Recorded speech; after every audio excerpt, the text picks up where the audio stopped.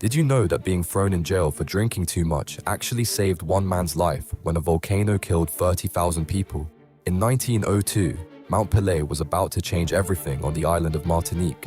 The people of Saint-Pierre had no idea what was coming. Ludger Silbaris was just a regular guy who had too much to drink one night.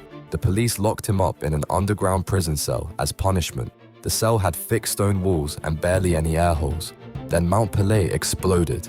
In just minutes, the entire city was gone.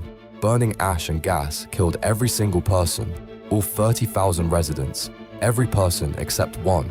Ludger was trapped underground, protected by those thick prison walls, but he wasn't safe from everything.